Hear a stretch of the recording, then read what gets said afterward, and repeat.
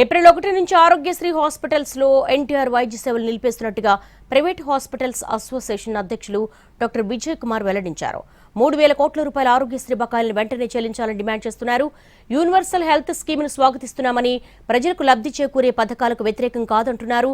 Universal health స్కీమ్లో 2017 నాటి రేట్ల ప్రకారం బిల్లులు చెల్లిస్తామంటే వ్యతిరేకిస్తామని, హైకోర్టు ఉత్తర్వుల మేరకు ఎన్టీఆర్ వైద్య సేవల బిల్లుల రేట్లను సవరించాలని డిమాండ్ చేశారు.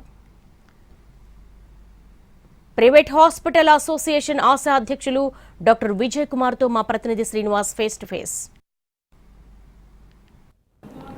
రాష్ట్ర ప్రభుత్వం కొత్తగా యూనివర్సల్ హెల్త్ స్కీమ్ అని చెప్పేసి కొత్తగా ఏర్పాటు చేయడం జరిగింది.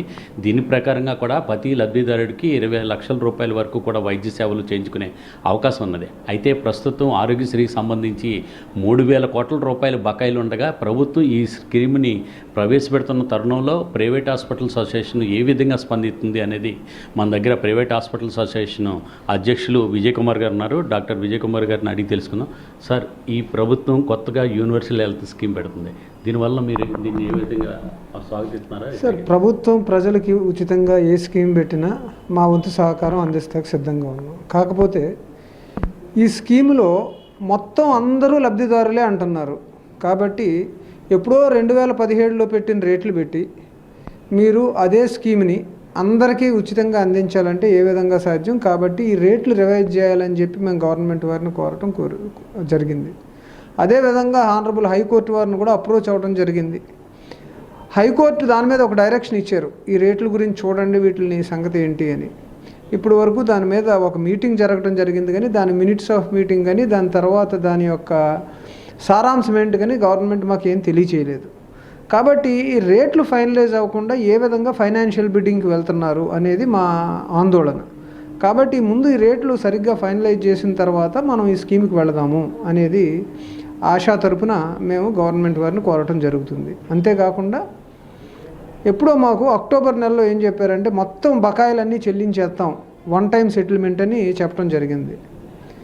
సరే అని దానికి డిసెంబర్ నాటికల్లా ఎట్టి పరిస్థితుల్లో అన్నీ చెల్లించేస్తామని చెప్పడం జరిగింది. ఇప్పుడు వరకు ఆ వన్ టైం సెటిల్మెంట్ అనేది జరగలేదు సరికదా. దానికి తోడు మళ్ళీ ఇంకొక 100-200 కోట్లు బకాయిలు యాడ్ అయ్యి ఈరోజు మా బకాయిలన్నీ 3,000 కోట్లకు చేరుకోవడం జరిగింది. ఈ బకాయిలు ఎప్పుడు చెల్లిస్తారు, ఎలా చెల్లిస్తారో తెలియపరచకుండా మళ్ళీ కొత్తగా ఈ స్కీమ్ తీసుకొచ్చి ఇది ఇన్సూరెన్స్ వరకు అప్పచెప్పేస్తున్నాం అనడంలో ఎటువంటి మా ఆందోళన ఏంటంటే, ఇది ఇన్సూరెన్స్కి అప్పచెప్పేసిన తర్వాత ఈ 3,000 కోట్ల సంగతి ఎవరు చూస్తారు? ఈ ఆసుపత్రులకి బకాయిలు ఎప్పటికి వస్తాయనేది ఆందోళన ఆసుపత్రుల్లో తీవ్రంగా ఉంది. కాబట్టి ఏప్రిల్ 1వ తారీఖు నుంచి ఈ సమస్యలన్నీ తీర్చకుండా ఇక మేము ఈ బరువు మోయటం ఆసుపత్రుల వల్ల కావట్లేదని గవర్నమెంట్ వారికి తెలియజేయడం జరిగింది. అంటే 1వ తారీఖు నుంచి ఎటువంటి నిర్ణయాలు తీసుకున్నారు? 1వ తారీఖు నుంచి ఎన్టీఆర్ వైద్య సేవలో ఎటువంటి సేవలు కూడా ప్రైవేట్ ఆసుపత్రులు ఆశా తరపున అందించే అవకాశం లేదు.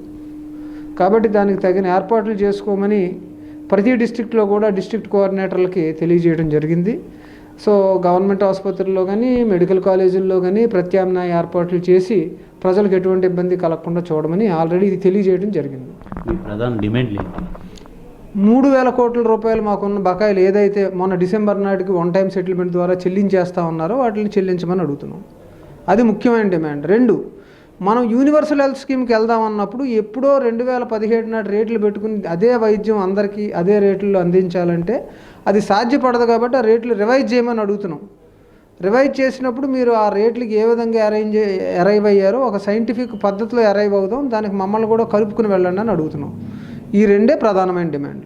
అయితే ఇక్కడ చూసినట్లయితే యూనివర్సల్ హెల్త్ స్కీమ్ ప్రజలకు లబ్ధి చేకూరుతుందంటే దానికి మేము వ్యతిరేకం కాదని చెప్పడం జరుగుతుంది. ప్రభుత్వం కూడా దాని మీద కూడా విధి విధానాలు అమలు చేసి వైద్యుల డిమాండ్లను కూడా పరిగణలోకి తీసుకుని దాన్ని పరిష్కరించాలని చెప్పేసి ప్రభుత్వాన్ని కోరటం జరుగుతుంది. కెమెరామ్యాన్ వాసుతో శ్రీనివాస్, NTV, రాజమండ్రి.